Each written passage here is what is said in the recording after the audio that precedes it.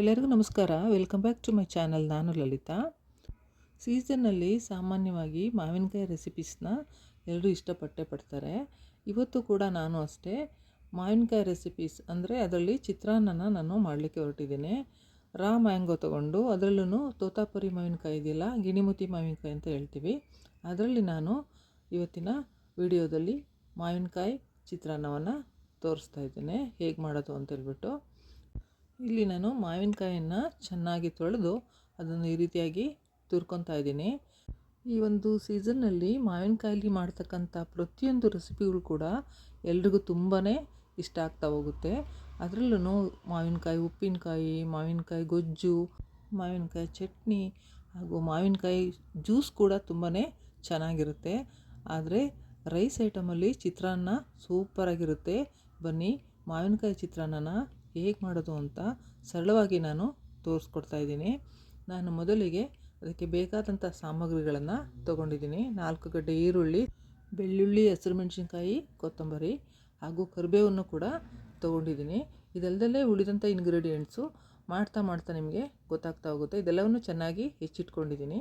ಈಗ ನೋಡಿ, ಉಳಿದಂಥ ಇಂಗ್ರೀಡಿಯೆಂಟ್ಸ್ ಏನು ಅಂತಂದರೆ, ಎಣ್ಣೆ ತೊಗೊಂಡಿದ್ದೀನಿ ಒಂದು ಬೌಲ್ನಲ್ಲಿ, ಹಾಗೆ ಸಾಸಿವೆ, ಜೀರಿಗೆ, ಕಡಲೆಬೇಳೆ, ಉದ್ದಿನಬೇಳೆ ಹಾಗೂ ಕಡಲೆಕಾಯಿ ಬೀಜ ಹಾಗೂ ಸ್ವಲ್ಪ ಅರಿಶಿಣ ಇಷ್ಟನ್ನು ತೊಗೊಂಡಿದ್ದೀನಿ. ಉಪ್ಪನ್ನು ಕೊನೆಯದಾಗಿ ಹಾಕಬೇಕಾಗುತ್ತೆ. ಈಗ ಒಗ್ಗರಣೆಗೆ ತಯಾರು ಮಾಡೋಣ ಬನ್ನಿ.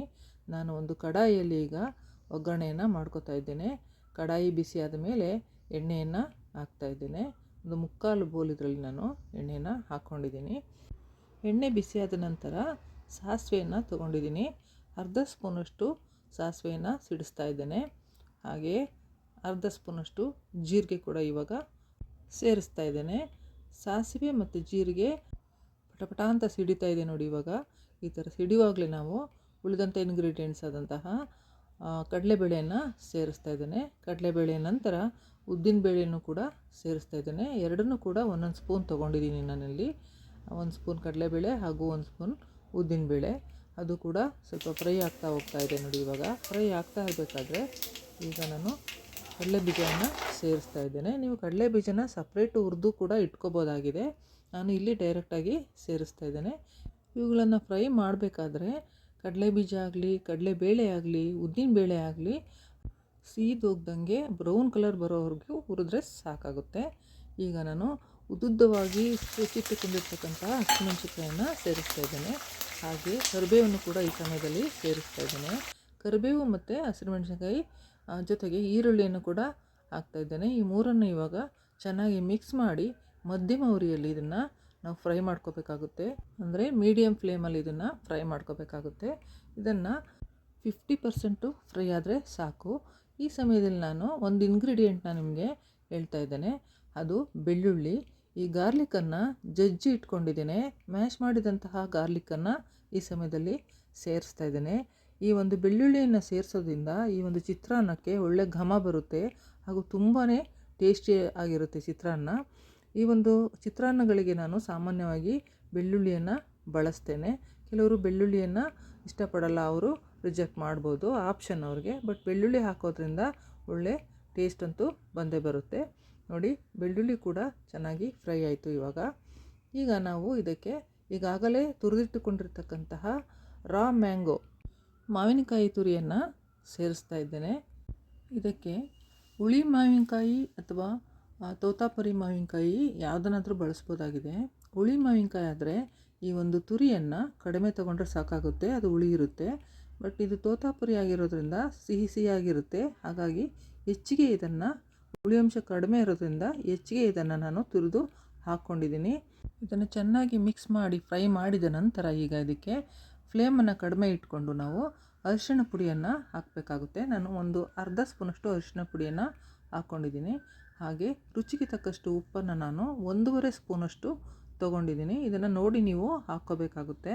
ಈ ಒಂದು ಗೊಜ್ಜು ಮತ್ತು ವೈಟ್ ರೈಸ್ ಕಲಸೋ ಸಮಯದಲ್ಲಿ ನಾವು ಉಪ್ಪನ್ನು ಸರಿ ಹೊಂದಿಸ್ಬೋದು. ಈಗ ಇದೆಲ್ಲವನ್ನು ಚೆನ್ನಾಗಿ ಮಿಕ್ಸ್ ಮಾಡೋಣ. ಹಾಗೆ ಫ್ಲೇಮನ್ನು ಸ್ವಲ್ಪ ಜಾಸ್ತಿ ಇಟ್ಕೊಳ್ಳೋಣ. ಏಕೆಂದರೆ ಮಾವಿನಕಾಯಿನಲ್ಲಿ ನೀರಿನಂಶ ಇರುತ್ತಲ್ಲ, ಅದು ಸ್ವಲ್ಪ ಡ್ರೈ ಆಗಬೇಕಾಗುತ್ತೆ.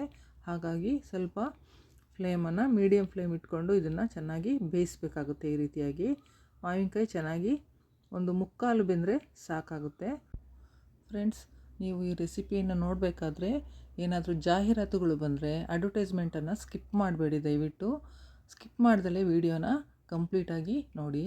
ಹಾಗೆ ಐ ಬಟನ್ನ ಪ್ರೆಸ್ ಮಾಡಿ ಚಾನಲ್ಗೆ ಎನ್ಕರೇಜ್ ಮಾಡಿ ಅಂತ ಕೇಳ್ಕೊತಾ ಇದ್ದೀನಿ. ಈಗ ಮಾವಿನಕಾಯಿ ತುರಿ ಚೆನ್ನಾಗಿ ಬೆಂದಿದೆ. ಇವಾಗ ಚೆನ್ನಾಗಿ ರಸ ಬಿಟ್ಕೊಂಡಿರುತ್ತೆ. ಈ ಸಮಯದಲ್ಲಿ ಕೊನೆಯದಾಗಿ ನಾವು ಕೊತ್ತಂಬರಿ ಸೊಪ್ಪನ್ನು ಸೇರಿಸೋಣ. ಕೊತ್ತಂಬರಿ ಸೊಪ್ಪನ್ನು ಸಣ್ಣದಾಗಿ ಹೆಚ್ಚಿ ಅದನ್ನು ಸೇರಿಸಿದ್ದೇನೆ. ಈ ರೀತಿಯಾಗಿ ಮತ್ತೆ ಕೈ ಆಡಿಸೋಣ. ಫ್ಲೇಮ್ನ ಕಡಿಮೆ ಇಟ್ಕೊಳ್ಳಿ, ಯಾಕೆಂದರೆ ಆಲ್ಮೋಸ್ಟ್ ರೆಸಿಪಿ ಮುಗಿತಾ ಬಂದಿದೆ.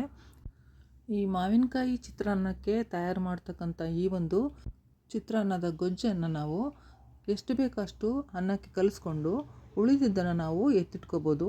ನಾವು ಯಾವಾಗಲಾದ್ರೂ ಅದನ್ನು ರೈಸ್ ಮಾಡಿಕೊಂಡಾಗ ಅದನ್ನು ಮಿಕ್ಸ್ ಮಾಡ್ಕೋಬೋದಾಗಿದೆ. ಈಗ ಸ್ಟವ್ ಆಫ್ ಮಾಡಿದ ನಂತರ ಈಗಾಗಲೇ ಉದುರುದ್ರಾಗಿ ಅನ್ನವನ್ನು ಮಾಡ್ಕೊಂಡಿದ್ವಲ್ಲ, ಅದಕ್ಕೆ ಈ ಒಂದು ಚಿತ್ರಾನ್ನದ ಗೊಜ್ಜನ್ನು ಕಲಿಸ್ಬೇಕಾಗುತ್ತೆ. ಚೆನ್ನಾಗಿ ಮಿಕ್ಸ್ ಮಾಡಬೇಕಾಗುತ್ತೆ. ಹೀಗೆ ಕೈ ಆಡಿಸುತ್ತಾ ಮಧ್ಯೆ ಮಧ್ಯೆ ಅದನ್ನು ನಾವು ಮಿಕ್ಸ್ ಮಾಡ್ಕೊತಾ ಸೇರಿಸ್ತಾ ಕಲಿಸ್ಕೊಂಡು ಹೋಗಬೇಕಾಗುತ್ತೆ. ಈಗ ನೋಡಿ ಅದಕ್ಕೆ ಇನ್ನಷ್ಟು ಬೇಕಾಗುತ್ತೆ. ನಾನು ಇನ್ನೊಂದು ಸ್ವಲ್ಪ ಹಾಕ್ಕೊಂಡು ಅದಕ್ಕೆ ಕಲಿಸ್ಕೊತಾ ಇದ್ದೀನಿ. ನಮಗೆ ಎಷ್ಟು ಖಾರ ಎಷ್ಟು ಹದವಾಗಿರಬೇಕು, ನಮಗೆ ಸರಿ ಹೊಂದುವ ಟೇಸ್ಟಿಗೆ ಅನುಗುಣವಾಗಿ ಅದನ್ನು ಖಾರವನ್ನು ಮಿಕ್ಸ್ ಮಾಡಬೇಕಾಗುತ್ತೆ. ಚಿತ್ರಾನ್ನ ಗೊಜ್ಜನ್ನು ನೋಡಿ ಈ ರೀತಿಯಾಗಿ ಸಂಪೂರ್ಣವಾಗಿ ಕಲಸಿದ ನಂತರ ಇದು ತಿನ್ನಲಿಕ್ಕೆ ರೆಡಿಯಾಗಿದೆ ಫ್ರೆಂಡ್ಸ್. ನಿಮಗೆ ಬೇಕು ಅಂದರೆ ಕೊನೆಯದಾಗಿ ಕೊತ್ತಂಬರಿ ಸೊಪ್ಪನ್ನು ಈ ರೀತಿ ಡೆಕೋರೇಟ್ ಮಾಡ್ಕೋಬೋದು ಅಥವಾ ಮಿಕ್ಸ್ ಮಾಡ್ಬೋದು. ಹೇಗಾದರೂ ಸರಿ, ಚಿತ್ರಾನ್ನ ತಿನ್ನಲು ರೆಡಿಯಾಗಿದೆ. ಇವಾಗ ಮಕ್ಕಳಂತೂ ಈ ಸೀಸನ್ನಲ್ಲಿ ಮಾವಿನಕಾಯಿ ಚಿತ್ರಾನ್ನನ ತುಂಬಾ ಇಷ್ಟಪಡ್ತಾರೆ, ಹಾಗೂ ದೊಡ್ಡವರು ಕೂಡ ಇಷ್ಟಪಟ್ಟೇ ಪಡ್ತಾರೆ. ಜೊತೆಗೆ ಈ ಮಾವಿನಕಾಯಿ ಬರೀ ಟೇಸ್ಟಿ ಅಷ್ಟೇ ಅಲ್ಲ, ಹೆಲ್ದಿ ಕೂಡ ಆಗಿದೆ.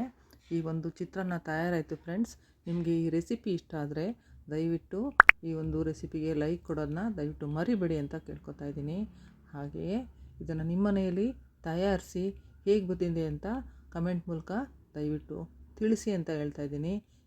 ಈಗ ಇದನ್ನು ಒಂದು ಪ್ಲೇಟಿಗೆ ಸರ್ವ್ ಮಾಡ್ತಾ ಇದ್ದೀನಿ ಫ್ರೆಂಡ್ಸ್.